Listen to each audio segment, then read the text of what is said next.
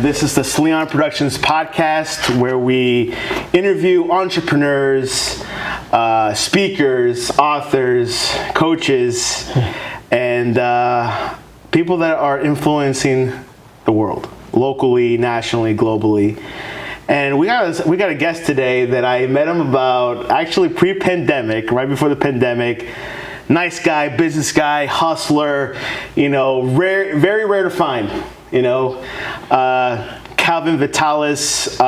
He is a car salesman, real estate investor, coach, and a speaker. Welcome to the Sleon Productions podcast. Thank you. I'm super excited to be here, man. The reason I'm excited to be here is because I always want to share. I always want to give back. I always want to bless other people, man. So when you reached out to me, I said, why not, man? Why not? I was busy working and hustling and grinding today and making things happen, but I wanted to take time to come out and just share my story. Maybe just one person that I can speak to today that can take something from this that can change their life. I've been through so much, and I think starting off in entrepreneurship at such a young age, I just would love to share my story and bless someone else. So thank you so much again for having me here. It's a pleasure being here. I'm excited about being here today. I love what you're doing with your business, and I continue to grow in your business, and anything that I can do,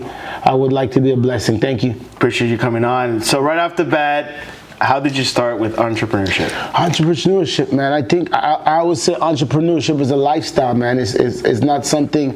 It's just part of me. It's just I always say I love all things business, man. Anything business, entrepreneurship. I sleep, I eat, I breathe it. I just love it. It's like, if you tell me to watch a Netflix show and it doesn't have to do anything about entrepreneurship, it's hard for me to watch it. I watch every hour that I spend my day. I'm like, if I'm not doing something productive, it's hard. It's really super hard for me to just wind. And people just say, oh, just lay on the beach for 10 hours. If I'm laying on the beach for 10 hours, I got my phone in my hand, I'm trying to get something done at the same time. So I started off at a young age. I'll give you a little story. I'll give you a little story. When I started off with entrepreneurship, my mom she used to go to a lot of flea markets and garage sales at a very young age. So she used to wake me up at like 5 a.m. in the morning and say, Kalvin, let's go to these flea markets and garage sales. I used to have to go. She used to have a little flashlight. She would put the flashlight, and she's like a Gary Vee style. She used to go and she'd buy all these things to resell. So she would buy stuff, and then she would take it and she would resell it. And that's how the first thing I learned about being an entrepreneur. You got to get something of value, and then you got to flip it for a profit. And I was like, something. So after a while, to keep going to these flea markets and garage sales with her, I said, something, I got to find something I can sell. So I was like, man, what can I sell? So then I was like, let me start selling some beepers. Because a lot of people at that time had beepers. They would have old beepers. They would have old cell phones. This is back in like the mid-90s. Yeah, they would have old beepers that have old cell phones. I'm like, so I would go and I would buy these little beepers and phones from these people, and I found a little beeper shop near my house called New Wave Communication. I never met, and I started making friends with the owner. And the owner said to me, he said, hey, he started liking me. I said, well, look, I want to activate these beepers. I want to sell them. So he would show me how to take the cases off, add the string, change the colors, and they had the sidekick, and I would put the nice cases on it and everything, and I would sell these beepers. So what he did for me was, he's like, look, I'll activate the whole beeper for you for the whole year at $19.95 at $20. So I would get a beeper turned on for $20 for the year.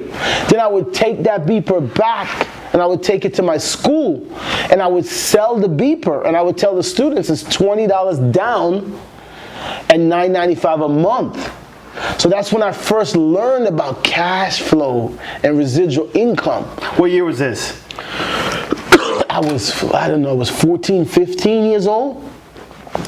In the late 90s, yeah, 14, 15 years old.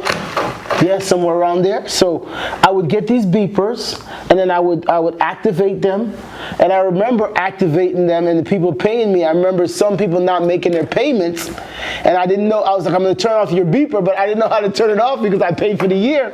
So it was so funny, I couldn't turn off their beepers. So I had to go back to the guy and he's like, why do you want to turn off? You already paid me for the year. So I had to figure out bookkeeping, I had to figure out accounting. So I found a little girl, and she would have a little notepad, and she would say, okay, this person paid, this person's behind, and she would do all my bookkeeping and accounting for me. So I had the beeper business, and I had that running. I was running that for quite a few, while I was in school. That's when I really started learning about business and entrepreneurship. That's something that at that age, not many kids. How many kids in your class did that? None. There wasn't many at all. Yeah, that's really rare. Like, I came from a family of entrepreneurship, but I didn't really execute till I was 22. So you executed it at a young age. What happened as soon as you graduated high school?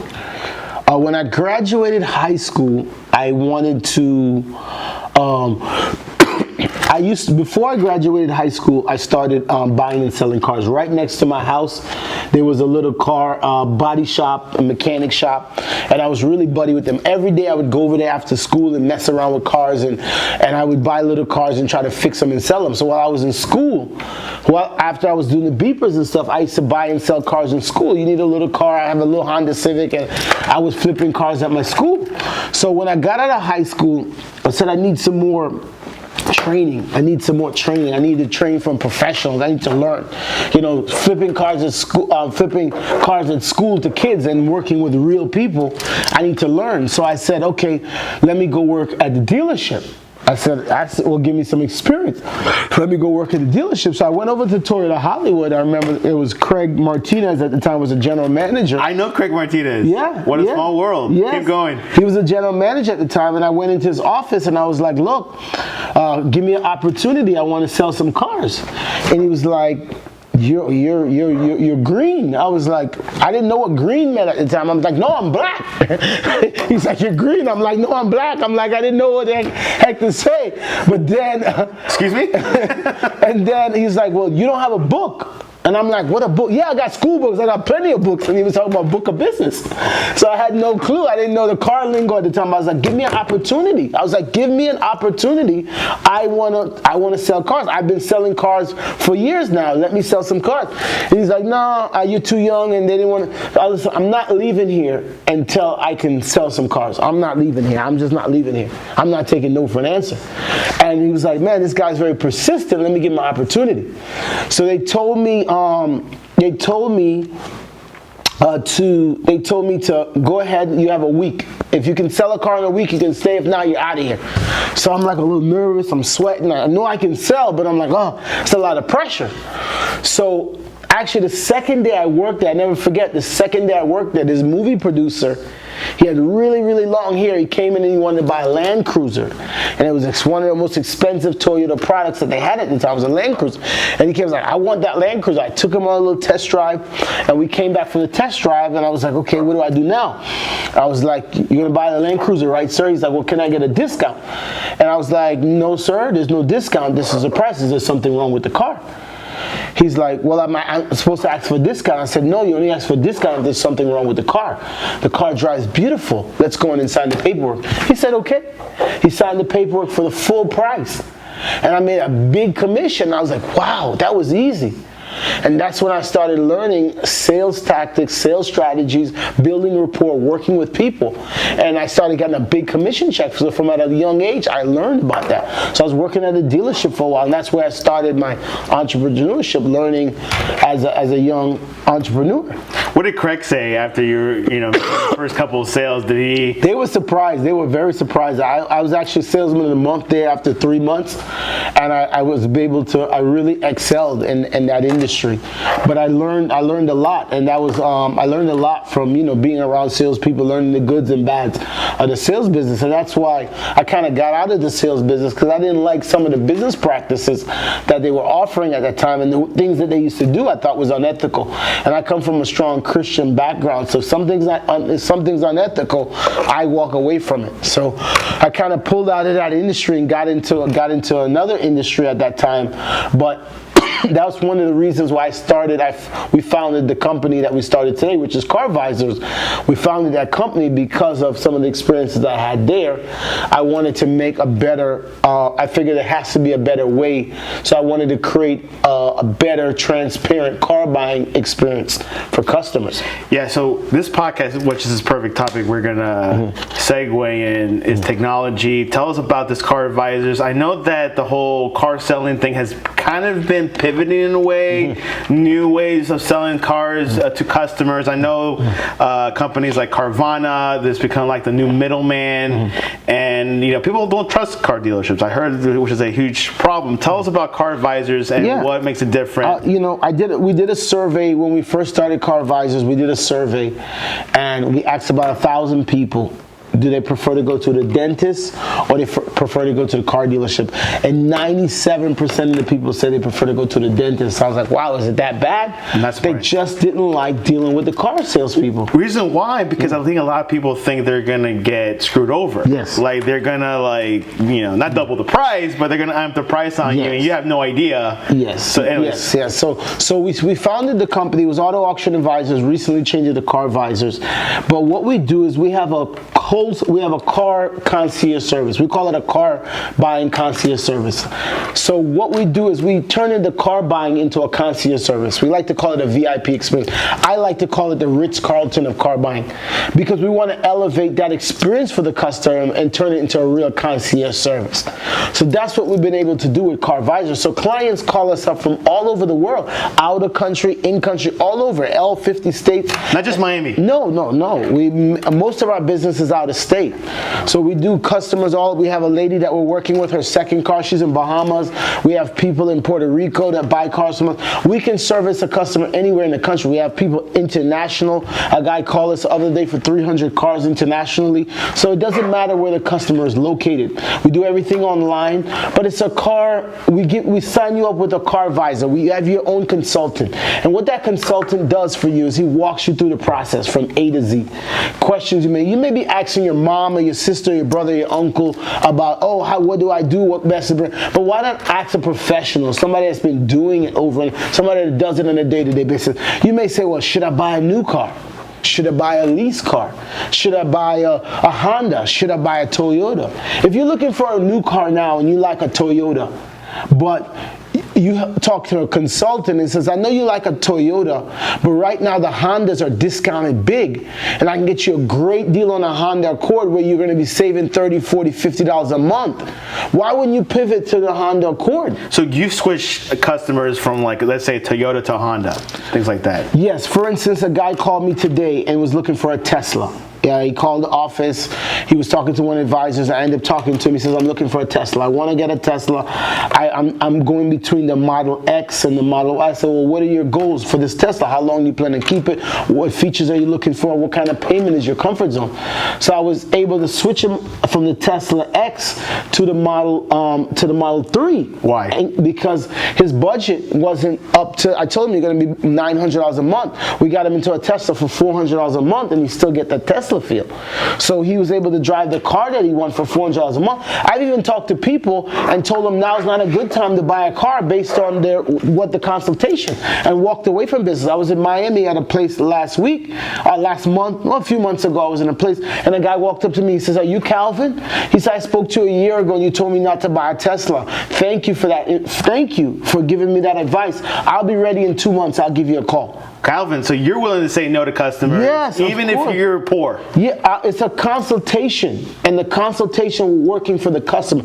That customer will come back to me a year, 6 months, 3 months, whatever it takes to come back to us. We're an advisor. We're going to advise you whether it's good to buy a car or not, whether it's time for you, whether your budget, whether your driving habits, should you lease, what car is going to last you longer. It's a consultation process. So you also go into like their finance. Yes. Hey, I don't know if you can afford this. this per month. I mean, yeah, you might sacrifice, but I don't recommend it. Yes, so we're going to go into their finances, their budget. We're going to try to fit a car within their budget. We're going to look at the maintenance, how much is, we may say, okay, yeah, you can afford $500 a month, but you know this car is going to run you this amount in maintenance. Why don't you go with this car? It's less maintenance. You'll be at the same $500 a month, but you don't have to worry about the $200-$300 a quarter in maintenance. So we're looking at all those things to figure out what's best for our clients. So we've changed the whole game of car buying, and we've turned it into a consulting service, like you have an attorney or a doctor or a lawyer, that we're going to really walk you through and hold your hand and walk you through the process. Okay, you do that, but you also do some real estate. If you go to your Instagram, which is, what's your Instagram again? Kalvin Vitalis. You do some real estate, not just in Florida, but also out of state. Tell us how'd you got into it and why. Okay, good. When I was in the car business, when I was younger, and I told you I used to work in a car dealership, when I got out of, well, I wouldn't say got out of, when I got out of the car business, I was watching a little infomercial. I was watching an infomercial on TV late night, about midnight, and it says, oh, if you want to learn real estate, come to our free workshop. And I went to one of the free workshops, and they said, look, we're going to show you how to get involved in real estate. I was young. I was 19 years old at the time, 20 years old. They said, I'm going to let you get involved in real estate. I'm going to show you how to get involved in real estate. And I said, okay, sign me up for the workshop. Went to the workshop. They tried to upsell me. They said it's $3,000, $5,000. We're going to do this workshop. It's a 3-day weekend, and we're going to give you all this information. I said, sign me up. I went and I paid the money, and I signed up. I took the workshop, and I learned some of the basic principles about real estate. A lot of what they taught was a lot of wholesaling. It's a system where you can buy and sell real estate without having to own the property. So I learned the basics of wholesaling, and when I did that, when I came back, I was able to flip my first property. And the first 30 to 60 days, I was able to flip my first property, and I made $16,000. And I was like, whoa, I made $16,000. So you got your investment back. Yeah, I was able to make $16,000. I was like, man, this thing is real. So I really went into it kind of hard. I started buying and selling properties, started wholesaling properties. And then I was like, okay, I was doing a lot of, I said, I want to do some of the real estate and some of the mortgage, because when I was selling these properties, the mortgage broker was getting 3 to 6%, and the real estate broker, so I'm like, in South Florida, properties are $300,000. I'm leaving another 12% on the table. So we opened up a real estate company called Quick Close Realty and Quick Close Lenders. And we started doing the investment, we started doing the real estate, and we started doing the mortgage. So I was very heavy into that. We had a company for 7-8 years before the market crash, but we were doing very heavy, and I was living next to Dan Marino and Scottie Pippen. I was doing a lot of real estate. I was buying pre-construction. I was flipping homes. Before the crash in 08. Yeah, before the crash in 08. So I was very active in real estate. Got out of the real estate for a little while, got more into the business sector, working with businesses, growing my companies. And then recently I got back into the real estate. I started working with a company called Hero Home Solutions. I partner with a company. So they do a lot of real estate. We have a full real estate office on our second floor of our building. We have reps, we have call center. So we do a lot of flipping in real estate. Speaking, I know that I met you at a speaking event about 1.5 years ago with Carl Smith and Dennis with Alex Quinn and all that. Tell us about your experience with speaking. Well, I'm not a professional speaker. I just like to give back. I like to share my story. I like to come. My thing with speaking is, look, if I can bless somebody else with my story, if I can encourage somebody, if I can motivate somebody, I talk to people all day long. I talk to clients, I talk to customers, I talk to young people. So I'm just about sharing my story. Whether I'm selling a product or I'm sharing what I can do or build value, everything in life is speaking. People say, oh, I don't like sales. When you wake up in the morning and you look yourself in the mirror, you're selling yourself. Everything has to do with speaking. Everybody's a speaker. You get up, you talk to your wife or your husband, you're trying to sell them, I'm a good man, I'm a good kid. Everything revolves around speaking and sales, and so it's just a natural thing for me. People are talking about side hustles. I'm 3 steps ahead of them. These side hustles are good? It's just a word. It's just a catchword. No, I mean, like, doing them. Is it, should you have a limit to them, besides your main job? Yeah, I think everybody should have multiple streams of income. I think people say, you can only have one stream of income. I think you should perfect a a couple streams before you jump into other streams. But I think the difference between a millionaire and a billionaire is a billionaire has multiple streams of income. A millionaire might have one big business and they're making a ton of money. A billionaire has multiple assets in different places. They have multiple streams of income. So I think that's what sets. So I do believe in multiple streams of income. But I think you should work on systemizing, automating those income streams so that it's not consuming you. That if you need to take some time off with your family or you want to go home and have dinner, you can have dinner. Why would you want to work a 9-to-5 job, go home, cook and clean, and then on top of that, you have to work till whatever time at night, 2 o'clock in the morning on your side hustle. So that's not what life is about. What stands the difference between billionaires and millionaires is the side hustle. You see these billionaires have their main stream, but then they have some real estate, they got some crypto, or they got some investments out there. Social media. You're pretty active on social media. Tell us your experience and which platform is the strongest for you. Well, I took a break off of social media for a little while. I sometimes I have a two-edged sword with social media. Social media is a wonderful thing if you use it properly. I think the problem with people that use social media is they have no strategy behind it. I think if you're going to go on social media and you're just going to use it for pleasure or for play, use it for pleasure or play. But if you're going to use it for business, I think you should have a strategy behind it. I think you should be looking at your matrix. You should be looking at when is a good time to post. There's a lot of resources, a lot of apps that can tell you what is your best engaging content, when is your audience looking, when is the best time to post. I think if you're going to use social media right, you need to have a strategy. You need to sit down with a strategist and sit down with a team and say, okay, we have a social media. What are we doing with this page? What are we trying to accomplish with this page? What do you have to connect with people that liking your page, that's looking at your story? Do you have anything? Do you have any opt-in? Do you have any information to give them? Do you have any value to share with them? What do they want to see? So I think social media can be a great thing if you use it right, especially for business. If you're not going to use it right and you're just using it for pleasure, then who cares what you post? But I think social media is a great tool. I think there's businesses, there's people making hundreds and thousands. I would go into the millions of dollars just on one platform using social media properly. So that's a very key thing that entrepreneurs need to invest in and need to learn. Which one do you use the most? I don't know if I use the most. I think right now IG is very hot. A lot of, IG is popular, but I think it's a mix. I think that people can't sleep from Facebook. I think it's mainly going to be your audience. I don't want to say LinkedIn. I'm active on LinkedIn too. So it all depends on your audience. You need to know where your audience are, your demographic. There's people that I connect with on Facebook that don't have an IG, and there's a lot of people that I connect with on IG that don't have a Facebook. So I think it's very important that you're on both platforms, and I think that you need to segment your audience. You need to talk to your audience and see what they want. What are they looking? They're coming to your page. What information can you give them that's valuable? That is a reason for them to come to your page. I've seen you a lot in Clubhouse, a new social media platform that launched about a year ago, but it started getting hot in December and on.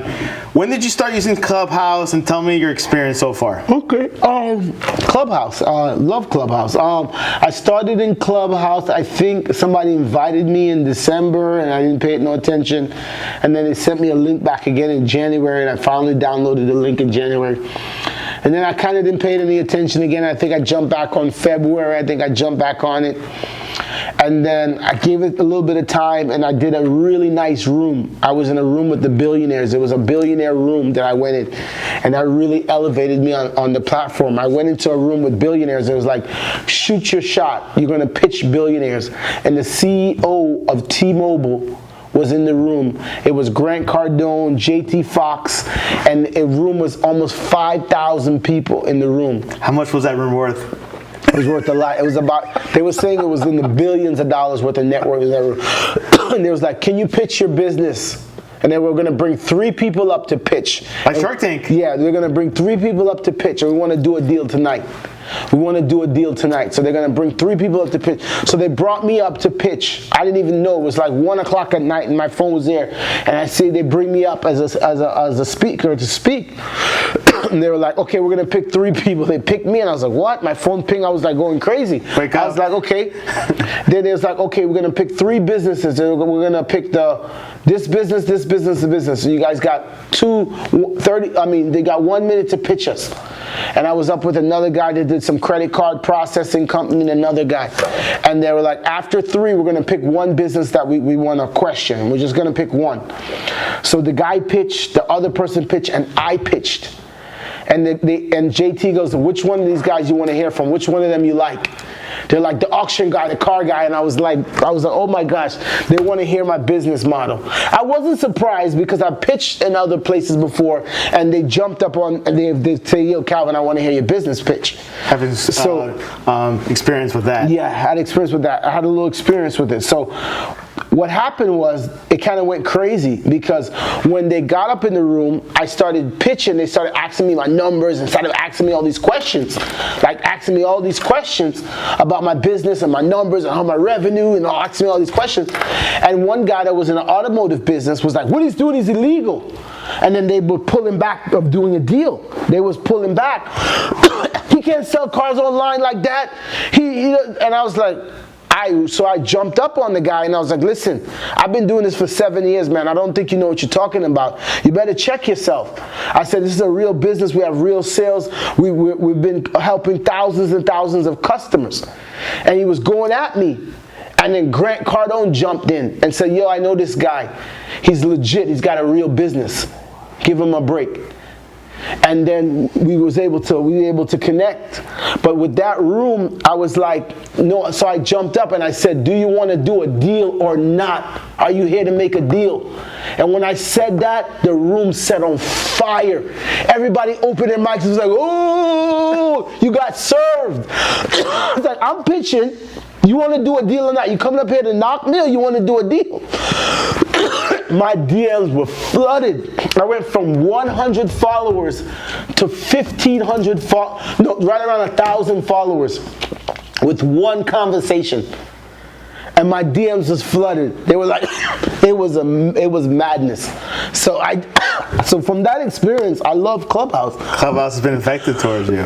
Been able to make a lot of connections on there, a lot of deals. Your faith, I always see you posting on IG stories about your church. Tell me a little bit about your faith. Yes, I go to a church here in Davie, Cathedral of Pentecost. Been attending there now for almost 20 years. It's a Christian faith Pentecostal church, and I'm a big believer in living for God and trying to do the right thing. So I'm just really passionate. That's why I like to work with a lot of young people in the church and really give back. So that's why I'm really passionate about helping others, because I think God put us on the earth to help others. I think when He came and He died for us, that's what He did. He gave His soul for other people. So I think that's our mission, to really give back and help people. And I've been able to do that through entrepreneurship and business, and really give back and help people. So I'm really passionate about my faith, and I always want to connect with people and share that with them also. Very, very important. Like when you have faith involved and becoming a hard worker, that all really meshes well. Kalvin, you're a complete man. It feels like if you had to give advice to a 15-year-old, 16-year-old, same age where you started your entrepreneurship, he's in high school, what would you tell him? And like this kid wants to be an entrepreneur, what would you tell him? I would tell him, I think it sounds very basic and very cliche, but I would say, surround yourself with the right people. I would say from a young age, try to get into those right circles, try to get into the right group. I would say surround yourself with the right people. I would say educate yourself. Don't take, I'm playing video games all the time. Educate yourself. Get the knowledge, the YouTube University. So surround yourself with the right people, educate yourself, and the last thing I would say is take action. Take action. Take massive action. You're 14 years old, 15. Take action. Get on the phone. Make some phone calls. You're not too young. Put a YouTube channel up. Take action. It's that's it. I would tell them. Yeah, and taking action, taking that huge leap of faith. it really pays dividends. Like what you did with like the beepers and the cell phones and doing the cars and getting the real estate, getting onto Clubhouse, pitching with billionaires. I think it's definitely, taking that massive step of action. Kalvin Vitalis, tell us, what is the best way for people to reach you online? It could be by your car business. It could be just, hey, mentor me. What was the best way to reach you? Yeah, you can reach me on the social media. It's just my name, Kalvin Vitalis. I'm on Facebook, on Instagram, on LinkedIn, on Twitter. So just message me on any one of those platforms. We're going to be doing a workshop coming up talking about some of these business strategies that I've learned over the years. If you guys would like to get involved in any of the workshops that I'm going to be doing, just send me a message, put workshop in there. I'll get you out the information. You just want to send me a message just to talk, just send me a message, man. I'm here to help. I'm here to give back. I want to help and bless as many people as I can. And once again, I appreciate you having me here today. I had a wonderful time. Calvin, really blessed. I mean, when I saw you about a year and a half ago, it's like, man, there's something special about this guy. And then it took some time, of course. Like the whole pandemic kind of blocked a little bit of everything. But now that I reconnected with you, it's been a huge motivation. I'm motivated. I don't know. I have no idea about you guys, but I'm motivated. And anyways, I wanted to say thank you for coming on to the Sleon Productions podcast. No problem. Thank you for having me again. Thank you.